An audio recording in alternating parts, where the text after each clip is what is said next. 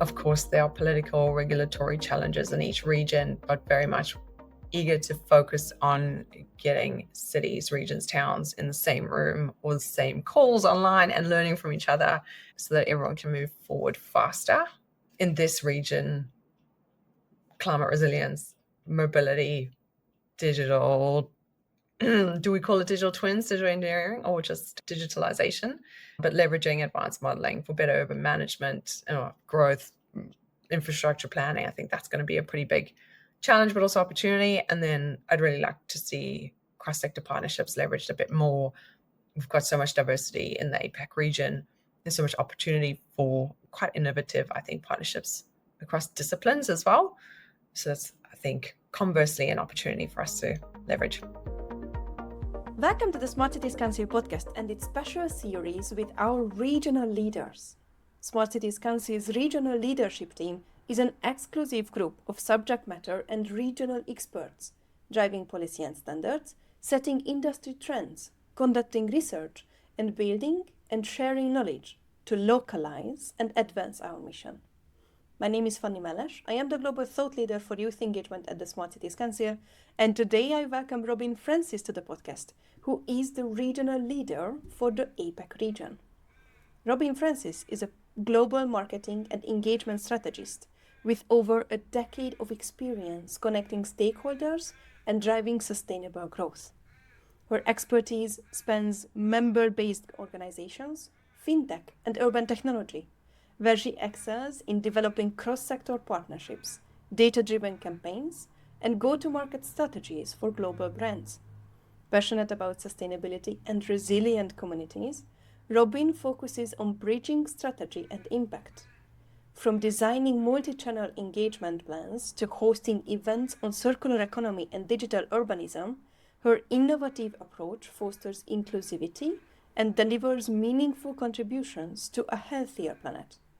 Robyn's work empowers communities and brands to thrive in an increasingly interconnected world. Robyn, welcome to the podcast.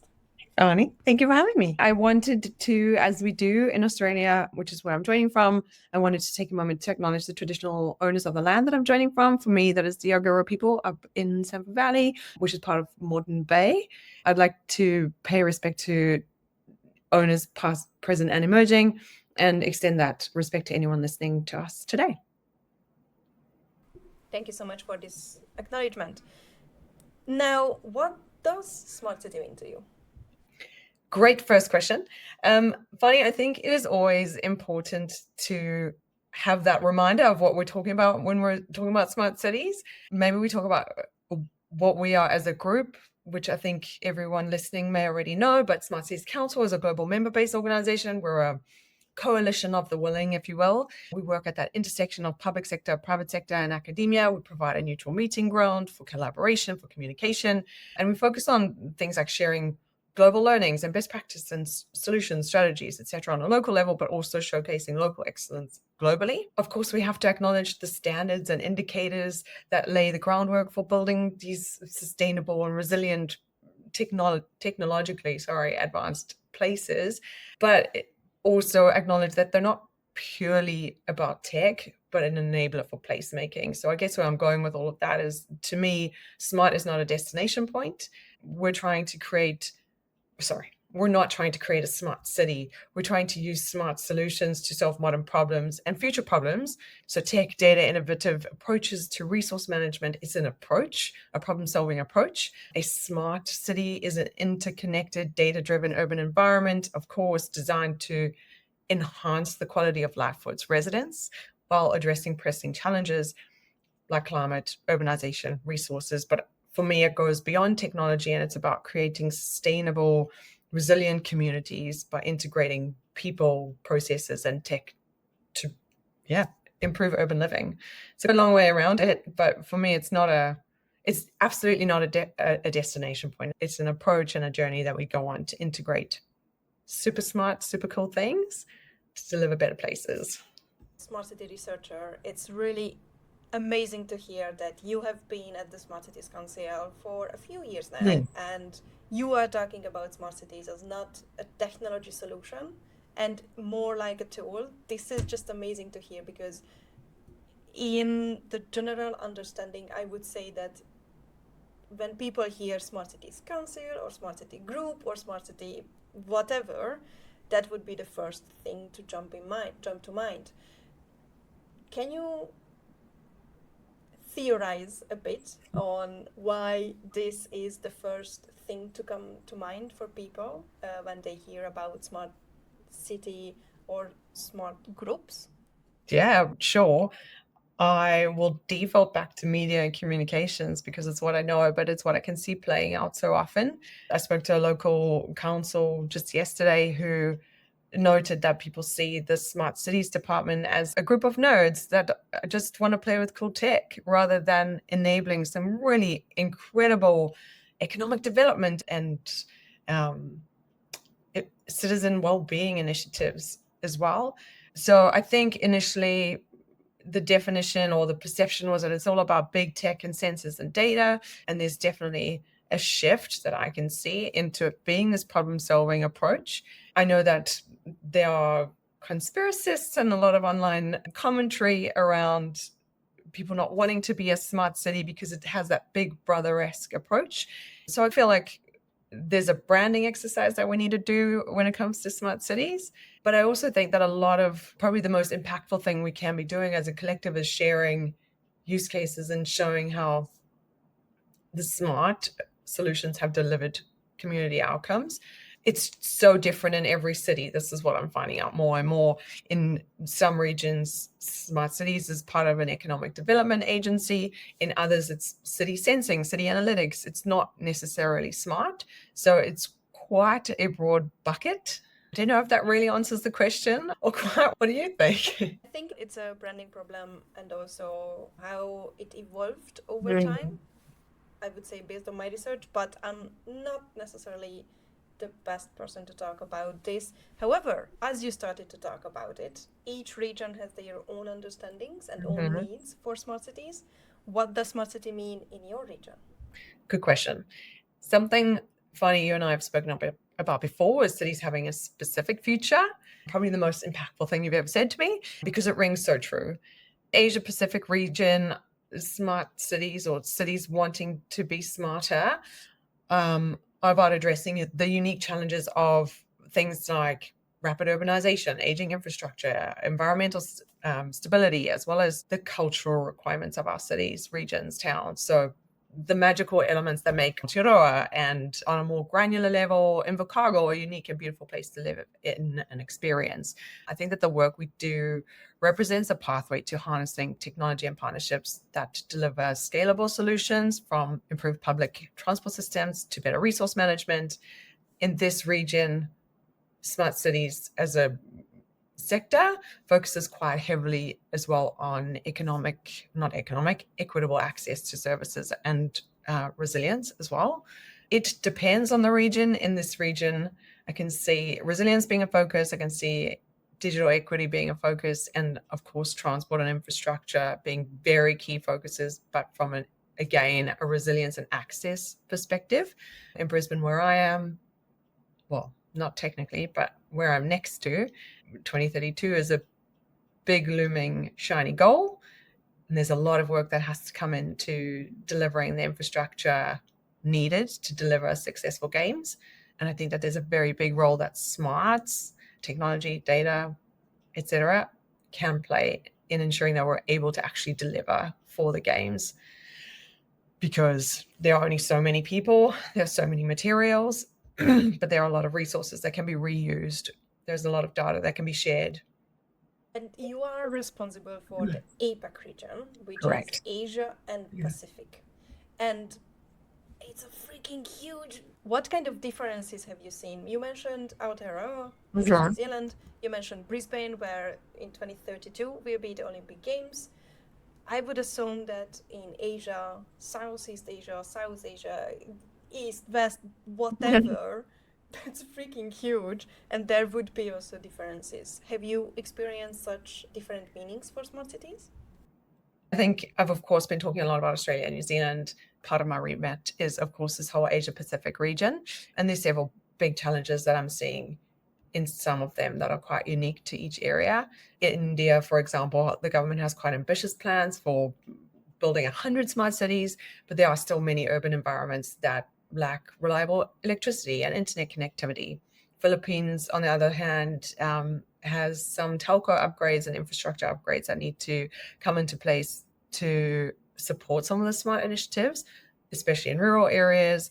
But these are not necessarily unique. So part of what I see our role being, and this whole smart cities definition being, is sharing a lot of information between cities, so cities helping cities, regions, towns. That happens largely through our task forces, having a regional communities task force that can look at different regions and then say, hey, Philippines, here's some learnings from other areas that might be of use. Similarly, in India and other developing countries, how can we better provide stable electricity or more equitable internet connectivity? Can we look at public Wi-Fi systems that will help boost connectivity in different regions? China, I think personal information protection law, very different state control, individual privacy considerations. Japan, what's happening in Japan? Collaboration between utilities and governments and telcos, and we've seen a lot of PPP focus in the Asian region. So absolutely unique problems and priorities, but also a lot of shared learnings. And that's the piece that I think I'm really excited about, is being able to say, this is what's happening in Australia, New Zealand, Philippines, Malaysia.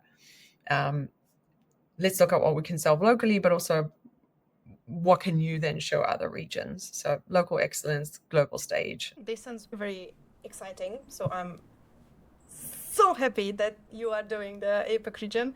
I wanted to go back to the main things you mentioned, because I think you mentioned resilience, equitable access, and transport. These seem to be the biggest ones, and sharing knowledge and data as enabler. Now, I am curious, why haven't you said sustainability? Because I personally would understand that we try to get behind sustainability, but I'm curious, how do you think about sustainability? Great point. To be honest, I've started leaving it out almost on purpose because of two things. First, when people talk about sustainability, it often is then referring to environmental factors. And I think that there's a sustainability definition that's not included, which is the sustainability of technological solutions. So once something's implemented in a city, region, town, once the vendor or consultant leaves the room, how do we make sure that these things are able to be managed by the teams on hand, but also passed on to future teams, because budgets change, people change, and then I often see amazing tech just left or not utilized. And it's not just tech, it's also asset registers. I see sustainability very much as a BAU.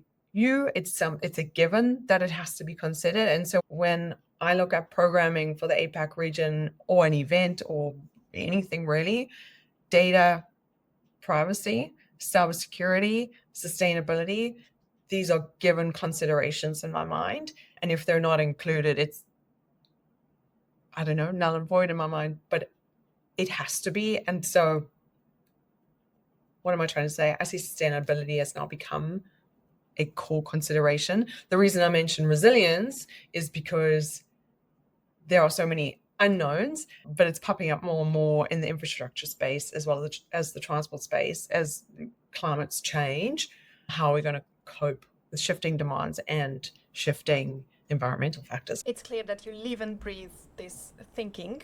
What has been your journey towards this topic, and how are you working on this topic in this region? Sure. My journey has been a bit of a weird one. I definitely have that strong foundation in the marketing and comms space, which has slowly evolved into a focus on urban tech during my time with Smart Cities Council. But look, I'm not a planner, I'm not an engineer, I'm not a technical expert by any means, or by trade.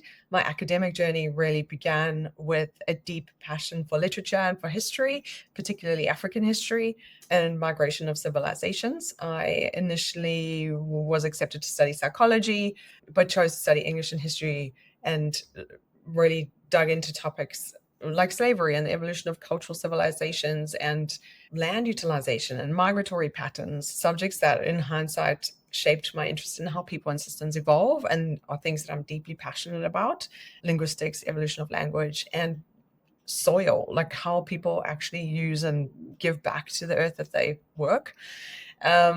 But work has always been a part of my life, from working in ballet shops and restaurants and retail and all those usual early jobs that we all mostly have during university and during school.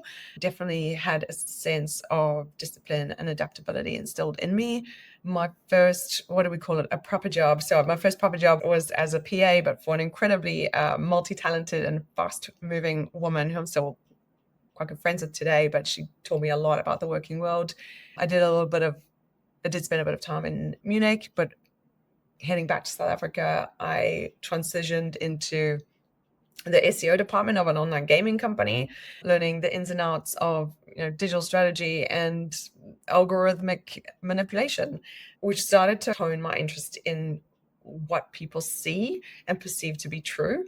From there, I worked for a couple of different agencies, but then ended up working for a national newspaper where I navigated quite a monumental shift from traditional to digital journalism, training field journalists to think with a digital first mindset, and then weirdly moved into an IoT company, so an industrial IoT group in South Africa that then, I guess, worked globally.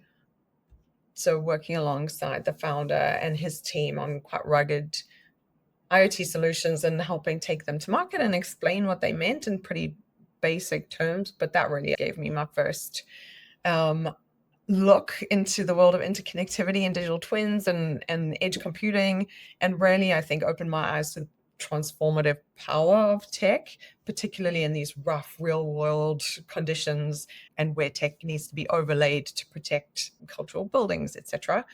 When I moved to Australia, I continued to build on that for sure, balancing sort of fintech and tech, which I've always worked within, with consulting type roles, and then with my own media agency.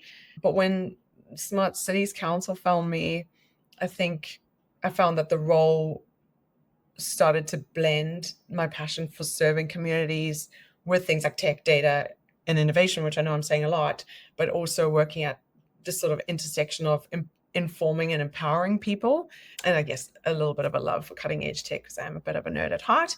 But yeah, storytelling, that sort of role, I think, is something that I can deliver to this community in this space. Yeah, it's a bit of a weird journey. But we are built up of our experiences, so I believe it's all coming useful. Now, you have been touching upon a few of these, but what do you see as the biggest challenges for smart cities in your region? Yeah, good question. As we've said, I'm relatively new to this role, particularly in that it's the shift from working globally in a more facilitative kind of way to being on the front foot. The piece I'm really excited about is being able to dive a lot deeper into the region. But some of the biggest challenges that I'm seeing are things like infrastructure gaps. So many cities in APAC struggle with basic infrastructure, so it can be difficult to then prioritize or even integrate advanced smart tech. Data privacy and security, I think, is a big concern. Look, these are challenges not from a perspective of Smart Cities Council being able to help regions. I think these are probably the biggest opportunities and biggest ways that we can help. These are, I think, the obstacles in the region. Data privacy and security is a massive consideration globally, and there are a lot of new regulations coming out, particularly in Australia, that will affect how we work with other regions. But much like you've said, sustainability, I think, has to be a primary consideration, and we need a lot of education around data privacy and cybersecurity on an ongoing basis. In fact, last year was the first year that we have had a standalone cybersecurity focus for Smart Cities Council. It's always been a part of, but we had a separate event to really dig a little bit deeper into it and offer training and support to our members and partners. What else are some challenges? Equity and inclusivity is never going to stop being an issue, I think. It's not just a male-female issue. I think that there are cultural sectors that need to be considered as well. and echelons of, oh, sorry, there's technology playing a role in this conversation. I think gender gaps in APAC create barriers to leveraging smart city benefits for everyone. I think that there are minority communities that are not given access to digital tech, internet in an equitable way. Here's the biggest issue that I see facing us all: the siloed operations. We've touched on it before, but again, the smart cities remit can be seen as an individual department's focus and tool, and I very much see the outputs being things that can be used across all departments. And I'd love to see data sharing across departments, more communication across government departments around what they're trying to achieve, what data they have collected, want to collect, and how they want to use it. And similarly across cities, what can we learn from the New South Wales City Sensing Network? What can we leverage from the Victorian Digital Twin Project? What can we borrow from Chicago's Open Data Project? These are all things I think that can be shared.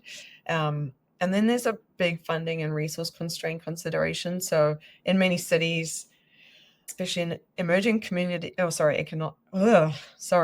many cities, especially in emerging economies, there are limited budgets for large-scale smart city projects, and just, I think, different ways of funding projects. So we have to do a lot of work in helping cities, regions, towns build out their proof of concepts, their business cases, and then seek funding from relevant sources, if not saving in their own bottom line from leak detection or energy efficiencies. Are there grants we can access? Are there businesses that are offering services at a lower cost or for free even? Can we, as a community, workshop solutions to save on some of the discovery phases? Can we work smarter during planning so that we're not trying to overlay digital practices afterwards? I think there's a lot that we can do to help get projects moving and funded. Of course, there are political, regulatory challenges in each region, but very much eager to focus on getting cities, regions, towns in the same room or the same calls online and learning from each other so that everyone can move forward faster. In this region, climate resilience, mobility, digital, do we call it digital twins, digital engineering, or just digitalization? But leveraging advanced modeling for better urban management, growth, infrastructure planning, I think that's going to be a pretty big challenge, but also opportunity. And then I'd really like to see cross-sector partnerships leveraged a bit more. We've got so much diversity in the APAC region. There's so much opportunity for quite innovative, I think, partnerships across disciplines as well. So that's, I think, conversely, an opportunity for us to leverage. Again, I love your optimism or positive thinking. That why naivete?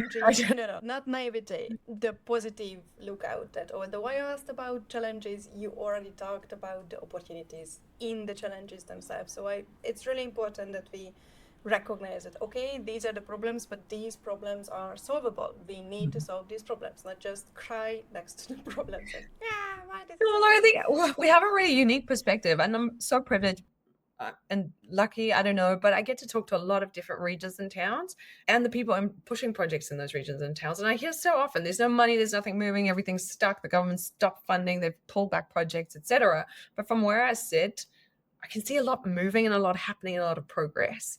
Some of it is just sliver by sliver, but there are things happening that we can learn from and leverage, and I can't help but be excited about it because it is innovative, it is exciting, and ultimately all of the work that these council, local government employees are doing so passionately is going to deliver a better future of place for all of us. And when I get to see something go to market and be delivered, data's been an enabler, for example, and I do get to see it, you can't help but be excited. You cannot. And then I guess the other side of that is seeing the incredible tech and really innovative solutions that are being developed by private sector, by people that are also so passionate about things like subsurface infrastructure and utility mapping or wayfinding or little bits of tech that together make cities, regions, towns. So yeah, positive. All right, then let's talk about these projects. What are a few Okay, particular projects you are very proud of or excited about in your region? sure. I'm particularly proud of things that have delivered education, capacity building, capability building, that community. I feel that in this APAC region, we're only just getting started, even though we've been active for 8 years, I think. I've loved working on events where the programming is 100% council-led, with vendors coming in to maybe share some of the solution development, but really creating a space for councils or cities to help each other and share their problem identification and how they worked across their departments to put together their proof of concept or their business plan. I'm really so incredibly proud of the community that we have and continue to build. There's some incredibly smart, wonderful, kind, enthusiastic people in this space, and I cannot wait to lift them up onto a global stage. I'm really proud of our task forces, particularly the Intelligent Transport Hubs task force work that we did last year on creating a code for digital transformation of transport hubs. We looked at applications of digital twins in airports, roads, tunnels, etc., where they're appropriate, not great piece of work that came from that. And then I've also been learning from Kerry Niven, who's the chair of our Digital Twin Maturity Task Force.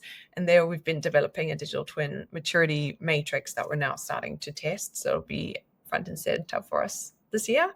But honestly, every interaction with members and partners, as I've said already, is helping me learn wherever I can help go to market, shape messaging, and meaningfully connect our community is so fulfilling to me. And I can see people connecting, advancing tech applications and seeing projects move, so incredibly rewarding. So those are probably the things that I'm most proud of. And when I get to see members that have become partners and cheering each other on and positively advocating for change, it's beautiful. Robyn, please keep up this good work and enthusiasm while we are together and everybody else collaboratively creating the better future for cities and thus humanity. Do you have any closing comments or requests for the audience? Yeah, I think just to go back to the beginning and close the proverbial loop, smart cities are not just about tech, but about people. We have a collective responsibility to ensure that innovation benefits everyone, especially the most vulnerable. So I encourage anyone listening to think about how you can collaborate with us to build inclusive, output and sustainable and resilient urban environments. And if you're interested in working together alongside or exploring ideas on how we can collaborate and pool resources, just build a better planet, love to connect. Thank you so much, Robyn. Thank you. If you want to learn more about Robyn, links may be provided in the show notes, and the Smart Cities Council website can inform you even more. What have you learned from this interview? What questions do you have after listening to Robyn? What would you like to know more about?